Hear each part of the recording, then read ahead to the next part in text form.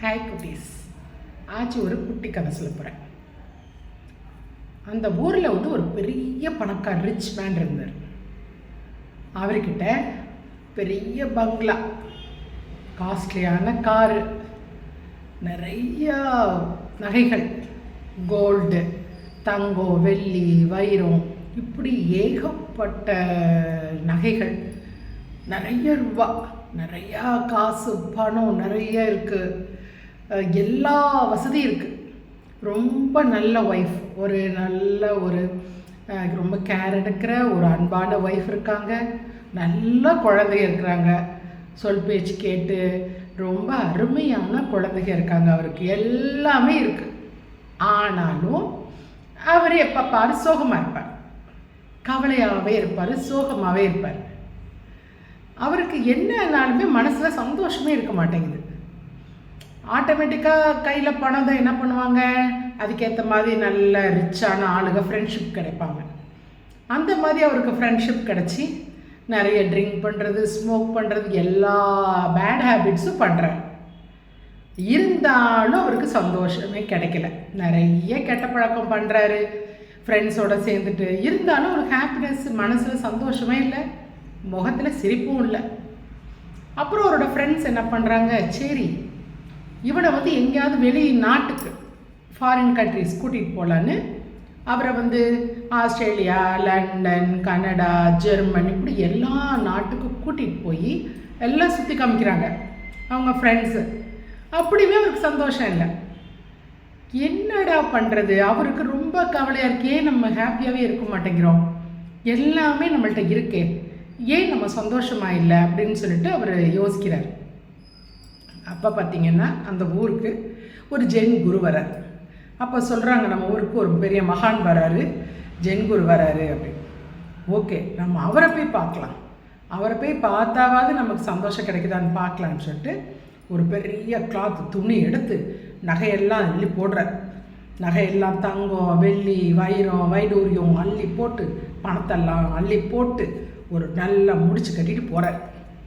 போய் குருவை போய், குருவே குருவே இந்தாங்க இந்த பண மூட்டை, காலடியில் வைக்கிறார், இதெல்லாம் நான் உங்கள்கிட்ட கொடுக்குறேன், எனக்கு சந்தோஷத்தை மட்டும் கொடுங்க, நான் ஹாப்பியாக இருக்கும், நான் சந்தோஷமாக இருக்கும், அது மட்டும் எனக்கு எப்படியாவது கொடுங்க அப்படின்னு சொல்லிட்டு அவர் கால் மாட்டில் அந்த மூட்டையை வைக்கிறார். ஜென்குரு என்ன பண்ணுறாரு, அந்த மூட்டையை திறந்து நாட்டை பிரித்து ஓப்பன் பண்ணி பார்க்குறாரு. நிறைய ஜொல்லுக்கு அப்படியே மின்னுது, தங்கம் வைரம் அப்படியே மின்னுது, பணம் கொட்டி கிடக்கு. குரு என்ன செய்கிறாரு, ஒன்றுமே சொல்லலை. மறுபடியும் அதே மாதிரி டைட்டாக நாட் போடுறாரு. நாட் போட்டு தூக்கி தலைமையில வச்சுட்டு குடு குடு குடு குடுன்னு ஓடுறார். ஓட்டனாலும் ஓட்டம், அப்படி ஓட்டம். இவர் பணக்கார ரிச்மேன் அப்படியே ஸ்டன் ஆகிட்டார்.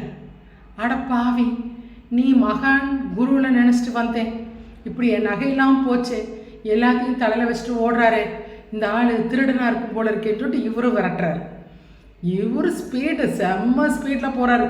ஏன்னா ஜென்குரு யோகாலாம் பண்ணி பாடி ஸ்ட்ராங்காக இருக்குது, ஓடுறாரு. இவர் ஃபாலோ பண்ணிகிட்டே ஓடுறாரு. ஓடினா மறுபடியும் பெரிய ரவுண்ட் அடிச்சுட்டு அவர் எங்கே வந்தாரோ அதே எடுத்து ஸ்பாட்டுக்கு வர்றார். ஒன்று இவரும் பின்னாடியே மூச்சு வாங்க வந்துட்டு நிற்கிறார். வந்தோடனே மூட்டையை கொடுக்குறாரு. மூட்டையை கொடுத்த இந்த பணக்காரர் என்ன நினச்சிட்டார், ரிச்மேன், ஓகே நமக்கு பயந்துட்டு கொடுத்துட்டான் போல இருக்கே அப்படின்னு நினச்சிட்டார். இப்போ குரு சொல்கிறாரு, இத்தனை நாள், இத்தனை வருஷம் இந்த செல்வம், பணம் எல்லாம் உங்ககிட்ட தான் இருந்துச்சு, உனக்கு சந்தோஷம் கிடைக்கல. நீ தூக்கிட்டு எங்கள் முன்னாடி வச்சல, அப்பயுமே அது உங்ககிட்ட தான் இருந்துச்சு, உனக்கு சந்தோஷம் கிடைக்கல. ஏன்டா கொடுக்குற வரைக்கும் இந்த மூட்டை உங்ககிட்ட தான் இருந்தது, உனக்கு மகிழ்ச்சி சந்தோஷம் எதுவும் இல்லை. ஆனால் நான் தூக்கிட்டு ஓடினே பாரு, ஓடிட்டு மறுபடியும் உன் கையில் கிடச்சதுக்கப்புறம் நீ சந்தோஷமாக இருக்கியா அப்படின்னு. ஆமாம் நான் ரொம்ப சந்தோஷமாக இருக்கேன், ரொம்ப ஹாப்பியாக இருக்கேன், ஏன்னா என்னோடய பொருள் எனக்கு கிடச்சிருச்சு அப்படின்றார். அட முட்டாளே, சந்தோஷம் ஓங்கிட்ட தாண்டா இருக்குது. முதல்ல சந்தோஷம் ஓங்கிட்ட தான் இருக்குது, எங்கேயும் போகலை, சரியா? மனசில் தான் இருக்குது எல்லாமே. நீ நினச்சாதான் சந்தோஷமாக இருக்க முடியும், இல்லாட்டி என்ன பண்ணாலும் உனக்கு சந்தோஷமாக இருக்க முடியாது அப்படின்றாரு. அப்புறம்தான் அவருக்கு அறிவு வந்துச்சு ரிச்மேன். மன்னிச்சுக்கங்க குருவே, நான் உங்களே தப்பாக நினச்சிட்டேன், என்னை ரொம்ப மன்னிச்சிக்கங்க அப்படின்னு சொல்லிட்டு போகிறார். சந்தோஷம் எதில்? நம்ம பெரிய பங்களா, காரு, வீடு, நகை, அதுலெல்லாம் ஹாப்பினஸ் கிடையாது. ஹாப்பினஸ் எல்லாம் இருந்தாலும் நம்ம மனசு நினைக்கணும், சந்தோஷமாக இருக்கணும், நம்ம மனசு நினைக்கணும். சரியா? எவ்வளோதான் நல்லா பயங்கரமாக நம்ம அவார்டு வாங்குகிறோம், பெரிய பெரிய இதில் பேசுகிறோம், பெரிய ஸ்பீச் பண்ணுறோம், கேம்ஸில் பயங்கரமாக விளையாடுறோம், ஸ்கூலில் வந்து ப்ரைஸஸ் வாங்குகிறோம், எல்லாம் வாங்கினாலும் மனசில் நம்ம சந்தோஷமாக இருக்கணும்னு நினைக்கணும். அதுதான் இம்பார்ட்டன்ட். சரியா? இதுதான் குரு சொல்லி அனுப்பிவிடுறாரு. அவரும் அவர்கிட்ட சாரி கேட்டு அந்த ரிச் மேன் போகிறார். சரியா? ஆச்சு. உங்களுக்கு நாளைக்கு இன்னொரு குட்டி கதையோட வரேன்.